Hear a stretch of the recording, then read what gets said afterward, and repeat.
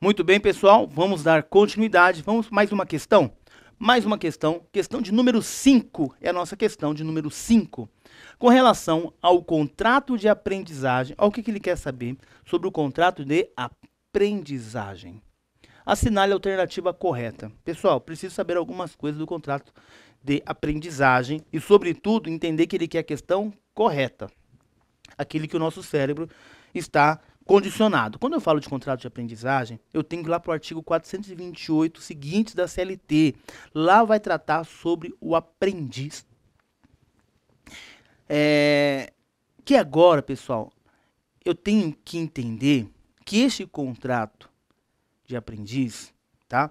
Esse contrato de aprendizagem, agora não é mais menor aprendiz, mas o contrato de aprendizagem, tá? Eu tenho que entender que é o seguinte, esse contrato não pode ultrapassar 2 anos. Como regra, não pode ultrapassar 2 anos.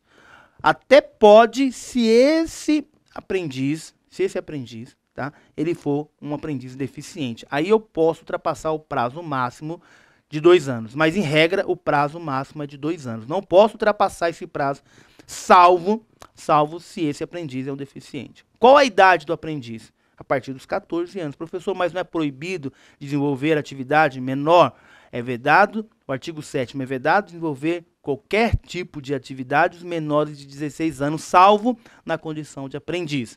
E os menores de 18 não podem desenvolver atividade insalubre, perigosa e noturna. Tá? Então, a partir dos 14, ele pode desenvolver atividade de aprendiz. Atividade de aprendiz dos 14 aos 24 anos, tá? Podendo ser prorrogado essa idade se ele for um deficiente. Mas, em regra, dos 14 aos 24, contrato de 2 anos. E esse contrato, cuidado, esse contrato deve ser um contrato escrito. Não se aplica, tá? Esse contrato tácito, verbal, não se aplica para o aprendiz. O aprendiz, ele deve, tá? Ele deve formalizar o seu contrato com o seu empregador, e esse contrato deve ser um contrato por escrito. Cuidado também, uma dica importante, que o menor, pessoal, o menor ele pode dar recibos, o menor pode realizar o contrato, pode firmar o contrato, o menor não pode dar quitação no contrato, sem a presença do seu responsável, tá? Então vamos lá, vamos para as alternativas. Durante a duração do trabalho, a duração do trabalho do aprendiz não pode exceder de 4 horas diárias, sendo vedada a prorrogação e a compensação de jornada. Tudo bem, a compensação de jornada e a prorrogação, perfeito. Mas pode ultrapassar as 4 horas? Pode, gente. Se ele já terminou o ensino fundamental, ele pode ultrapassar as 4 horas, tá? Então, ele colocou aqui, observa que ele colocou aqui, não pode exceder. Cuidado com essas expressões, tá? Não pode exceder 4 horas, tá? Pode exceder as 4 horas, pessoal. Se ele terminou o ensino fundamental, ele pode desenvolver a atividade dele de aprendizagem, porque ele é um empregado acima de 4 horas, tá? Quem não pode exceder as 4 horas é se ele fosse um estagiário, porque o estagiário não é empregado, o aprendiz o estagiário não é empregado. E aí, lá no estágio, se ele participa do projeto Educação de Jovens e Adultos, tá, nos últimos 2 anos, ele não poderá ultrapassar as 4 horas, tá? Lá, mas aqui pode, tá? Então, letra A não nos interessa. Salvo a condição mais favorável ao menor aprendiz, deve ser assegurado o salário mínimo hora. O que é o salário mínimo hora? Ninguém deverá ganhar menos que o salário mínimo. Artigo 7º da Constituição. Ninguém pode ganhar menos que um salário mínimo, tá? Agora, o aprendiz, se ele trabalhar 6 horas, eu vou pegar o salário mínimo, vou dividir pela quantidade de horas, e ele vai ganhar as suas horas trabalhadas, baseada no salário mínimo. Agora, se eu tenho uma convenção e um acordo coletivo, lembra que eu disse para vocês da flexibilização das nossas normas trabalhistas, tá? E a convenção, o acordo coletivo é uma norma para nós aqui no direito do trabalho, é uma fonte formal autônoma. Se na convenção ou no acordo coletivo está dizendo que o aprendiz daquela determinada categoria não poderá ganhar menos que 2 salários mínimos hora, não é mais benéfico do que a Constituição, será aplicado. Então, portanto, eu observo que essa alternativa B, ela está correta. E é exatamente o que ele quer. Vamos ver as outras, por que não está correta? É um contrato especial de trabalho que poderá ser ajustado de forma expressa ou tácita. Tácita não, gente. Tácita não. Vou até marcar aqui. Cuidado. Tácita não. Essa questão está errada. Não pode ser tácita. Vamos ver a D. É um conjunto de contrato por prazo determinado cuja duração jamais poderá ser superior a 2 anos. O que ele traz aqui, gente? Jamais. Olha que expressão complicada. Jamais. Você está estudando direito do trabalho e vê uma expressão jamais, muito atento com isso. Porque pode ser ultrapassado os 2 anos se ele é um deficiente físico. Bacana? Mais uma questão, gabarito, portanto, letra B de bola. Mais uma questão. O contrato de trabalho por prazo determinado em nenhuma hipótese poderá ser estipulado por prazo superior a... Gente, aqui ele colocou em nenhuma hipótese. Fique atento. Em nenhuma hipótese. Pode ser que isso aqui seja extremamente correto ou pode ser a famosa derrubada. Ele quer te colocar uma casca de banana. Vamos ver. Nós estudamos algum contrato que fala de 120 dias? De 6 meses? Não. Os 6 meses, na verdade, entre um contrato e outro, por tempo determinado. Mas estipulado jamais um prazo superior a 120 dias, isso aqui não tem a ver com a gente. 4 meses, né? 180 dias, que são 6 meses. 180 dias, falamos de 180 dias? Também não. Falamos de 3 anos, o contrato, algum contrato mais de 3 anos? Não. Percebe que a resposta, a mais próxima aqui, que você tem que analisar isso também. Qual que é a mais correta? Qual que é a mais correta? Tá? Mais correta aqui, portanto, para nós aqui, a letra C. Percebe que a expressão que ele colocou jamais, tá? Jamais, muito bem colocada. Mas você tem que ficar atento se realmente as outras não seriam uma situação de exceção. Cuidado com isso, tá? Mais uma questão? Vamos lá? Questão 7. Adoro essas questões aqui, ó. Vamos para um caso, separei alguns casos concretos também, tá? Caso concreto. Vamos ver o que você colocou aí, que eu pedi para você resolver essas questões antes, de acordo com a nossa apostila. João, vem comigo. João, médico residente, ingressou com ação na Justiça do Trabalho, pleiteando o reconhecimento da relação de emprego com um hospital público municipal. Diante dessa situação hipotética, assinale a opção correta. Pessoal, você já estudou comigo no nosso curso intensivo? Se você não estudou, vou trazer para você rapidamente isso. Que o médico, de acordo com o MEC, quando ele realiza a residência, ele está complementando os seus estudos. Ele não está assistindo aula, tá? Mas ele está complementando os seus estudos de forma prática em um determinado hospital ou clínica. Ele está realizando ali a sua residência, se aperfeiçoando, ou seja, uma extensão, um complemento dos seus estudos da universidade. Tá? Então, não se pleiteia vínculo médico-residente, tá? Porque essa situação de médico-residente, ele está desenvolvendo uma atividade complementar, ele está complementando os seus estudos, uma espécie de uma especialização dos seus estudos. Tá? Então, ele não pode pleitear o vínculo, tá? Mesmo que esteja presente os requisitos. Professor, mas ele recebe, tem habitualidade, subordinação, já é decidido, tá? Já é pacífico que ele não tem direito a pleitear o vínculo. Então, letra A. Assiste razão, João, uma vez que o período de residência médica deve ser considerado relação de emprego, já que presente elementos caracterizadores do vínculo, ou seja, pagamento de salário, subordinação, permanência, enfim, tá? Mas, embora eles tenham os requisitos, não é considerado. João não tem razão.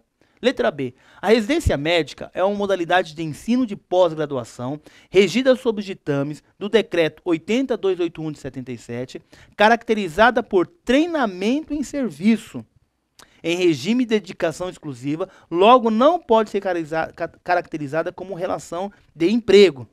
Tá bonito é saber aqui, hein? Vamos ver a letra C? Caberá ao juiz, ao analisar a demanda, definir se houve ou não relação de emprego. Não, também não, pessoal. Letra D.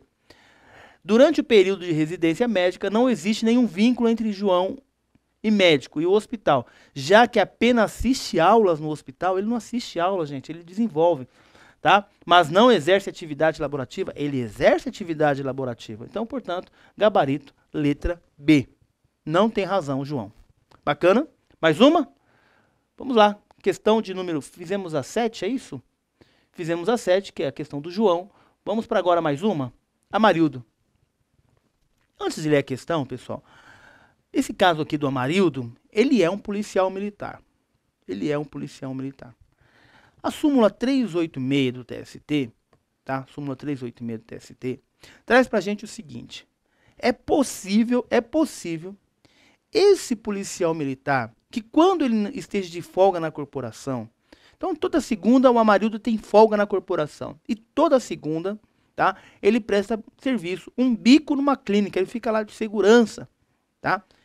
Ele faz esse bico desenvolvendo segurança. E toda segunda, quando ele tem folga na corporação, ele está lá. Entre as 8, fica até as 6 da tarde, recebe salário, recebe ordens, tá? Tem subordinação, tem a habitualidade, ele tem os elementos caracterizadores da relação de emprego, tá?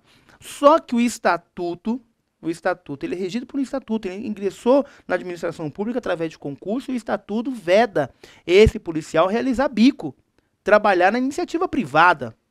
Se ele o fizer, ele sofrerá uma sanção, uma disciplina, tá? Vai ser suspenso, advertido, enfim.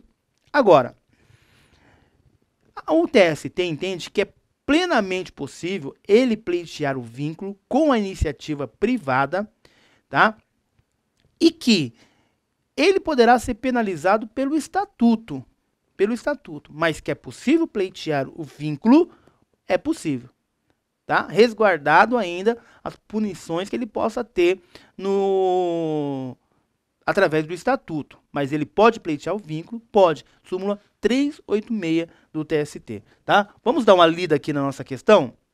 Vamos dar uma lida na nossa questão. Acompanhe comigo aí que você já imprimiu a sua apostila. Você tem essa apostila com você aí, tá? Amarildo, policial militar, trabalhava para a empresa Boliche e CIA como agente de segurança. Nos horários em que não estava em serviço na corporação militar. Na referida empresa, Amarildo cumpria expressamente ordens emanadas da direção, recebia salário, olha aí, gente, os requisitos presentes, e trabalhava de forma contínua e ininterrupta, todas as vezes que não estava escalado na corporação. Considerando a situação apresentada, assinale a alternativa correta. Tá? Já assinale a alternativa correta. Já sabemos, portanto, vamos para as alternativas. Existe vínculo empregatício entre a empresa de boliche e CIA e Amarildo, porém este vínculo jamais poderá ser reconhecido em razão da situação militar. Pode. Súmula 386 do TST. É legítimo o reconhecimento da relação de trabalho entre Amarildo e a empresa de boliche e CIA, independentemente do eventual cabimento de penalidade disciplinar prevista no Estatuto da Polícia Militar. Perfeita essa questão aqui, gente. Portanto, nosso gabarito, letra B de bola. Vamos para as outras? Não existe vínculo empregatício entre Amarildo e a empresa de boliche, já que trabalho prestado por Amarildo para essa empresa constitui trabalho eventual autônomo. Também não, tá? A Justiça do Trabalho não pode reconhecer nenhuma espécie de vínculo empregatício entre Amarildo e a empresa Boliche e CIA, já que Amarildo é policial militar. Não, o próprio TST já entende que é plenamente possível pleitear o vínculo. Súmula 386, portanto, gabarito letra B de bola. Bacana? Mais uma questão? Questão de número 9.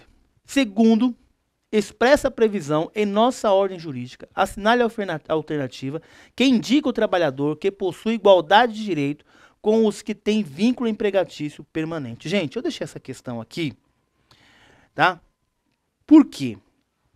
Nós sabemos que a Constituição de 88 já definiu o rural como empregado, tá? Que tem todos os direitos igualitários ao trabalhador urbano.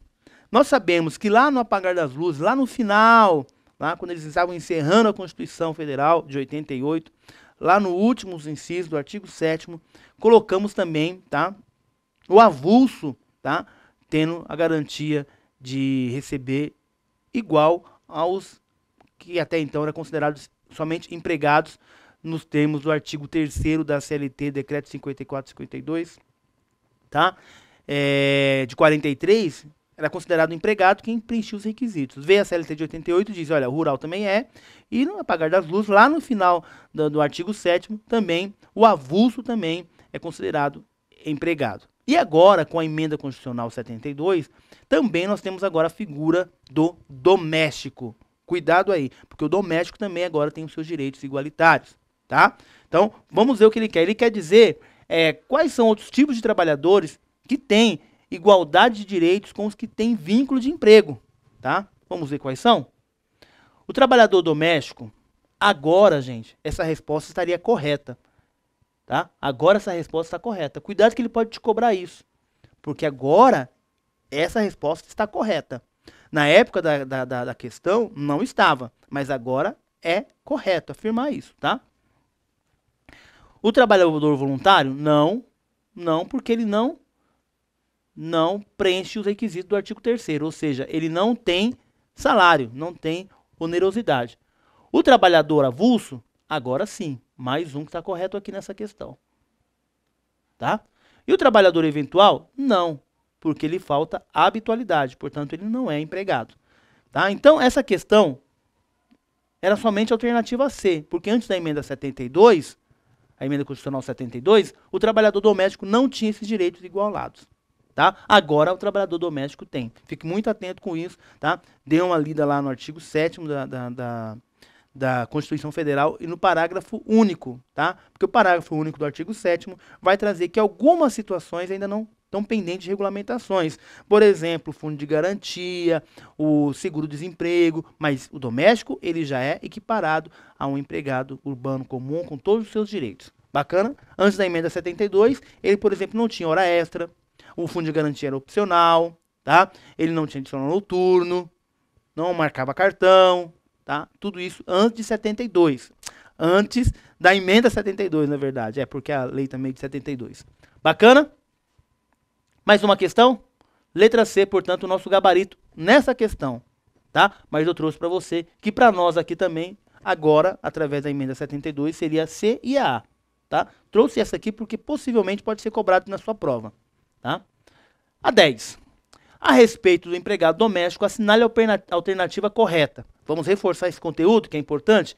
O empregado que trabalhe em uma casa de cômodos para aluguel não pode ser considerado empregado doméstico, em razão da configuração da atividade lucrativa do empregador, desculpa. Veja bem, gente. A respeito do empregado doméstico, assinale a opção correta. Ele quer o quê? A correta. Ele quer a questão correta. Olha, o empregado que trabalha em uma casa de cômodos para aluguel não pode ser considerado empregado doméstico? Verdadeiro. Não pode.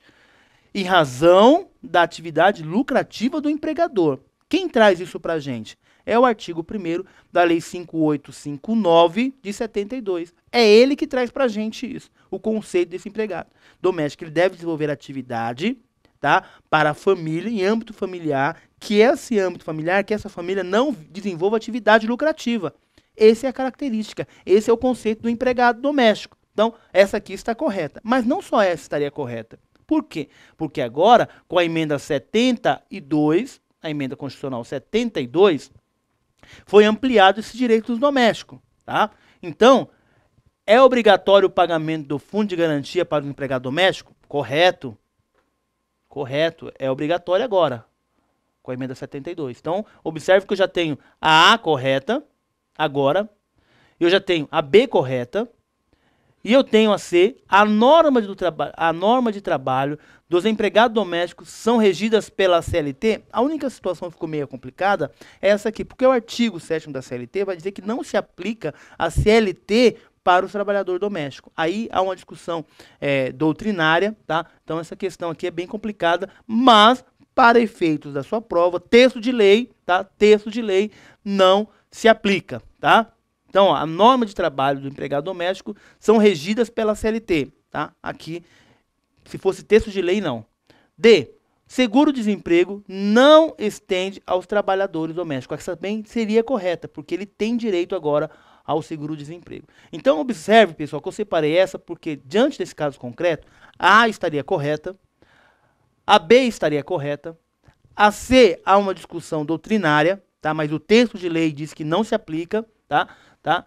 Não se aplica, então essa aqui estaria errada. E a letra D estaria correta, porque o seguro-desemprego não se estende aos empregados. Agora se estende. Então, essa aqui se estende, B é obrigado e C e a A, tá? Também. Eu trouxe essa questão não para a gente ficar realmente analisando o que é certo ou o que é errado, mas para podermos fechar a questão e você entender trabalhador doméstico. Beleza? Vamos virar o bloco, nós temos mais assuntos para tratar, mais questões para resolver, tá bom? Clique aí no próximo bloco e eu te aguardo. Um abraço!